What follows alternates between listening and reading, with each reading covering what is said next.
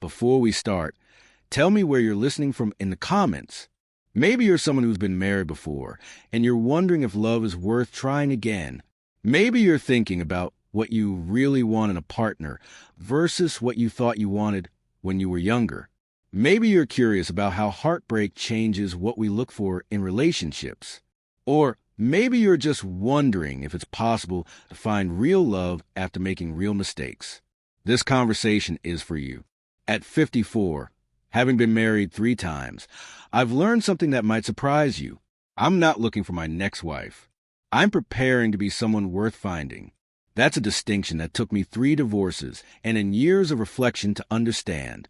When you're I'm not looking for my next wife young, you think finding the right person is about search criteria, intelligence, beauty, shared interests, compatibility markers. You can check off a list. When you're older and wiser, you realize that lasting love isn't about finding someone who meets your requirements. It's about becoming someone who deserves the kind of love you're seeking. I used to approach relationships like engineering problems. Identify the specifications. Find someone who meets them. Optimize for compatibility.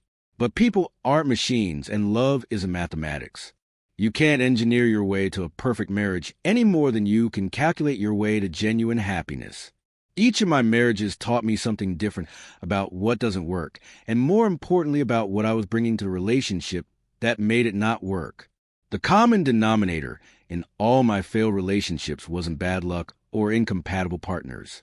It was me, my expectations, my approach, my understanding of what partnership actually requires. But here's what I've learned about what I would want in a life partner if God decides to bless me with another chance at real love.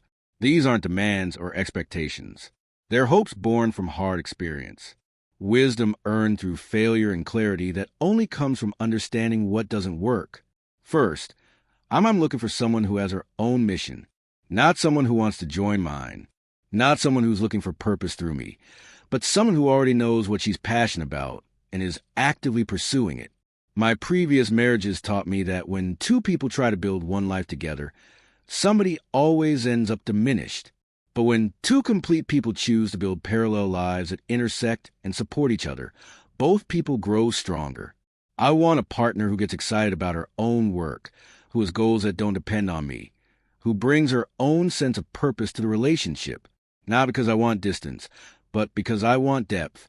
I want to learn from someone who's building something meaningful, not someone who's waiting for me to make her life meaningful. In my first marriage, I think Justine often felt like she was living in my shadow, that her writing career became secondary to supporting my entrepreneurial ambitions. That wasn't intentional, but it happened because we didn't establish clear boundaries between supporting each other and losing ourselves in each other. In my second marriage with Tula, I found myself trying to slow down my work pace to create more space for romance and togetherness, but that just made me resentful and restless, and it didn't actually create the deep connection we were both seeking. I've learned that the most attractive thing about a person isn't their availability to focus on you. It's their passion for something meaningful. I want to be with someone who lights up when she talks about her work, her art, her mission, her contribution to the world. Someone who brings energy to the relationship because she's energized by her own life. This doesn't mean we can't share interests or work together on projects, but means we each come to the relationship as whole people, not halves. It is looking to be completed. It means we're choosing to share our lives, not merge them into one life that belongs to neither of us. Second, I need love and logistics, someone who understands that love and logistics are different things. Love is about emotion, connection, shared values, mutual respect. Logistics are about schedules, responsibilities, practical decisions about how to structure a life together. Most of my relationship conflicts have been about logistics disguised as love issues. Arguments about how much time I spend working, where we should live, how to balance public attention with private life, how to integrate families from previous relationships. These aren't love problems, they're coordination problems. The mistake I made in previous relationships was treating logistical disagreements as evidence that we didn't love each other enough. If she complained about my schedule, I heard, "You don't love me." If I prioritize a work crisis over a social event, she heard, "Work matters more to you than I do."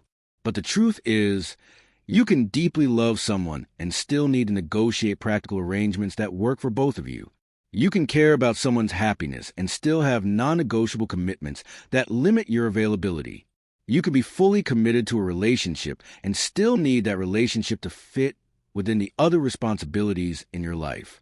I want a partner who can separate these two things, who can love me while also being realistic about what life with me actually looks like, who can negotiate practical arrangements without making them emotional battlegrounds. Someone who says, I love you and I also need these specific things to be happy in this relationship. Let's figure out if we can make this work for both of us. Not someone who says, if you really love me, you would automatically know what I need and change your entire life to provide it. This requires a level of emotional sophistication that I didn't have in my earlier marriages and that I didn't know to look for in partners. It's the difference between mature love and romantic love. Romantic love says emotional maturity love should be enough to solve all problems. Mature love says love is a foundation, but we still need to build a structure that works for both of us. Third, I'm looking for emotional maturity that matches my own stage of life. At 54, I know who I am. I know my strengths and my flaws, my patterns and my triggers, my non-negotiables and my areas of flexibility. I need a partner who has done similar work on herself. I don't want to be someone's growth project, and I don't want someone to be mine.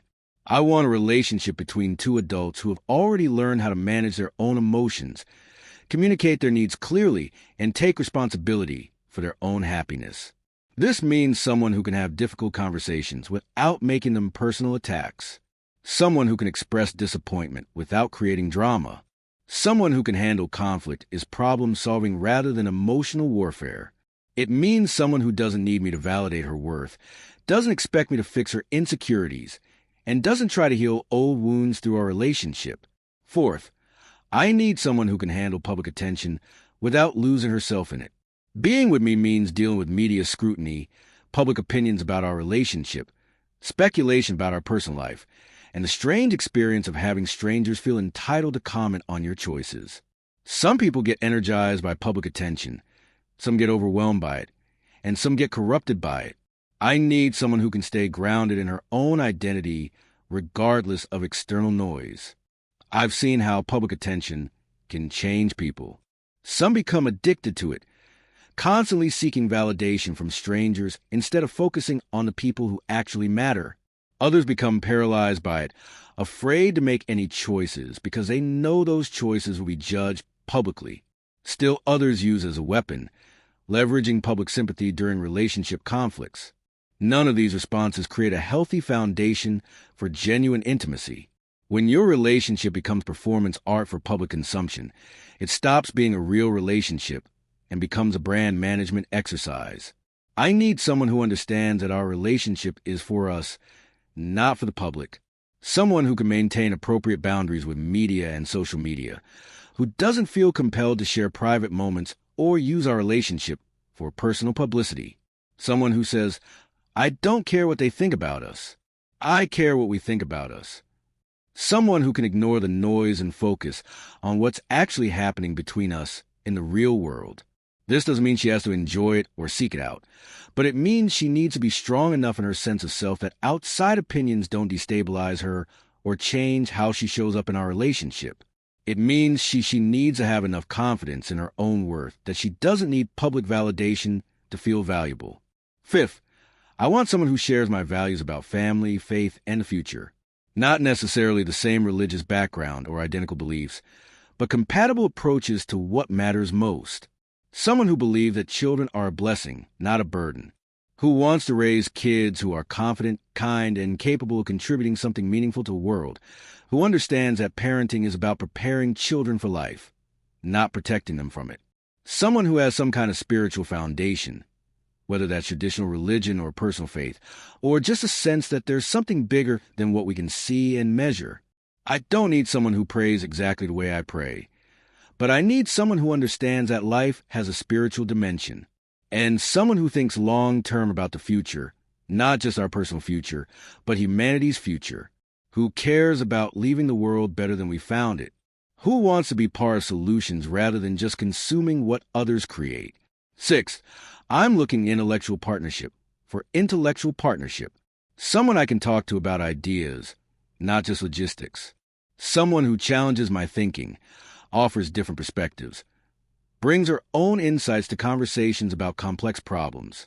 I don't need someone who agrees with everything I think, but I need someone who thinks, who reads, who learns, who stays curious about how the world works and how it could work better. Someone who can hold her own in conversations with interesting people, who can contribute to discussions about technology, politics, philosophy, or whatever else we encounter together. This isn't about formal education or credentials. It's about intellectual curiosity, critical thinking, and the ability to engage with complex ideas. Seventh, I want someone who can love my children without trying to replace their mothers. I have kids from previous relationships, and those relationships with their mothers need to be respected and supported even when those relationships are complicated. I need a partner who can care about my children's well-being without creating conflict with their biological mothers, who can be a positive influence in their lives without competing for their loyalty, who understands that loving my kids doesn't mean becoming their parent, but it does mean wanting what's best for them. This is one of the most delicate aspects of blended families, and I've seen how badly it can go wrong. When a new partner tries too hard to become an instant mother, it creates confusion and resentment. When she doesn't try hard enough to connect with the children, it creates distance and tension. The balance requires enormous emotional intelligence and maturity. I've learned that the best step-parents don't try to replace anyone. They create their own unique relationship with the children that complements the existing family structure rather than competing with it. They support the children's relationships with their biological parents rather than feeling threatened by them. This requires a special kind of maturity and security. Someone who doesn't need to be the most important woman in every room, who can support existing family relationships instead of trying to reorganize them around herself. Someone who understands that family love isn't a zero-sum game. Loving my children doesn't take away love from their mothers, and their love for their mothers doesn't take away love from her. It also means someone who can handle the complexity of co-parenting relationships that involve lawyers, custody schedules, different rules in different houses, and sometimes ongoing tension between ex-spouses. Someone who can navigate these complexities without adding to the drama or making about her own needs for validation or control. Eighth, I'm looking for someone who has learned how to be alone and genuinely enjoys her own company. Not someone who tolerates solitude, but someone who finds it restorative and productive. I travel frequently, work long hours, and sometimes need space to think through complex problems. I need a partner who doesn't interpret my need for solitude as rejection, who has her own interest in relationships that sustain her when I'm not available. Someone who misses me when I'm gone but doesn't fall apart. Who welcomes me back enthusiastically but doesn't resent the time I was away. Who understands that independence strengthens relationships rather than threatening them. Ninth, I want someone who can handle my intensity without trying to calm me down. I'm passionate about my work, my goals, my vision for the future. I get excited about breakthrough ideas, frustrated by obstacles, energized by challenges that would overwhelm most people. I don't want a partner who's constantly trying to get me to relax, slow down, be more balanced. I want someone who finds my intensity attractive rather than exhausting, who gets energized by being around someone who cares deeply about meaningful work. Someone who says, who chooses me, I love watching you solve problems. Instead of you need to learn to turn off, who encourages my ambitions instead of competing with them. Finally, I'm looking for someone who chooses me knowing exactly who I am, not hoping I'll become someone different. No hidden agendas about changing my priorities, my work habits, my communication style, or my approach to life. I want someone who says, this is the man I want to build a life with. Not, this is the man I think I can improve into someone I want to build a life with. This doesn't mean I'm not willing to grow or compromise, but it means the fundamental aspects of who I am, my drive, my mission, my intensity, my approach to challenges, these aren't things I'm going to change. I need someone who finds these qualities attractive, not problematic. Here's what I've learned that might surprise you. These criteria aren't about finding someone perfect. They're about finding someone compatible. They're not about getting everything I want. They're about avoiding the patterns that have caused problems before. Every failed relationship has taught me something about what I need, what I can offer, and what doesn't work for me. I'm not bitter about my previous marriages. I'm grateful for what they taught me about love, about myself, and about what real partnership requires. My first marriage taught me that shared intellectual interests aren't enough if you don't share compatible approaches to handling stress and crisis. My second marriage taught me that romantic chemistry isn't enough if you don't have compatible life visions. My third relationship taught me that understanding each other's work isn't enough if you don't have compatible needs for privacy and independence. Each relationship was real, meaningful, and valuable in its own way. Each woman brought gifts to my life that I'm grateful for. But each relationship also showed me something about the kind of partnership I need if I'm going to commit my life to someone again. I've also learned that wanting these things means I need to be these things. If I want emotional maturity, I need to be emotionally mature. If I want an intellectual partnership, I need to be intellectually engaging. If I want someone who can handle public attention, I need to be someone worth the complications that come with that attention. If I want someone who has their own mission, I need to support and encourage that mission, not just tolerate it. If I want someone who can love my children, I need to make space for that love without making it complicated or confusing.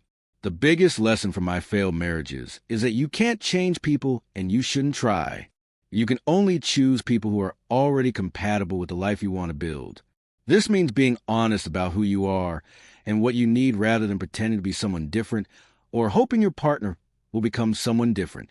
Most importantly, I've learned that the right person isn't someone I find, she's someone I attract by becoming the kind of person she would want to find.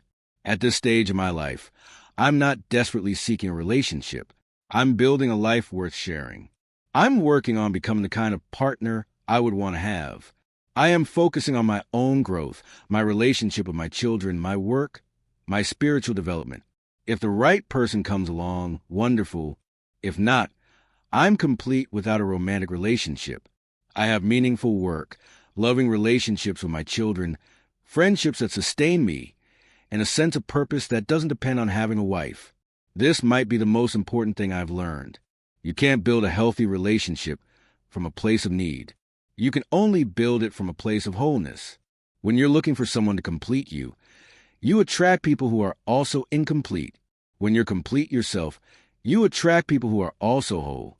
I spent my 20s and 30s thinking that finding the right partner would solve certain problems in my life. Loneliness, stress, the challenge of balancing work and personal fulfillment. I thought marriage would provide stability, motivation, and happiness. But I've learned that no one else can provide those things for you. They have to come from within.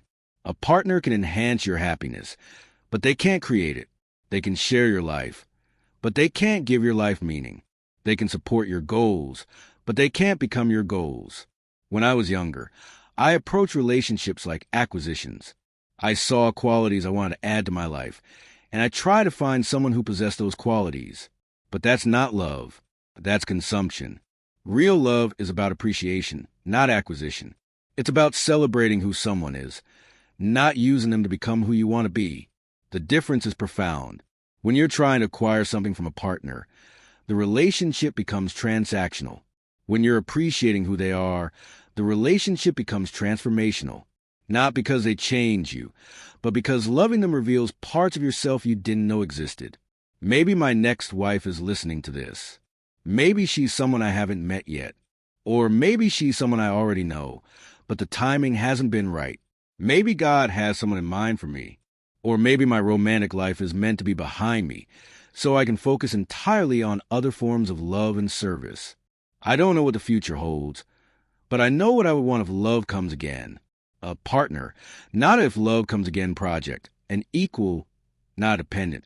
A whole person who chooses to share her whole life with mine. Someone who says, I see who you are, I love who you are, and I want to build something beautiful together without either of us having to become someone different. If you're out there, I'm here not looking but ready, not needing but hoping, not incomplete, but willing to become part of something bigger than either of us could create alone. And if you're not out there, that's okay, too. Love isn't the only way to live a meaningful life. It's just one of the ways. And I've been blessed to experience it before, even when it didn't last. But if it comes again, I'll be ready. Ready not just to love, but to be loved by someone who sees me clearly and chooses me anyway. Share this with someone who might need to hear about love after loss, hope after heartbreak, or what it means to prepare for partnership instead of just seeking it. Subscribe if these conversations help you think differently about relationships and personal growth. And remember, the best relationships aren't about finding the right person. They're about being the right person for someone worth finding. What are you doing to become the partner you want to attract?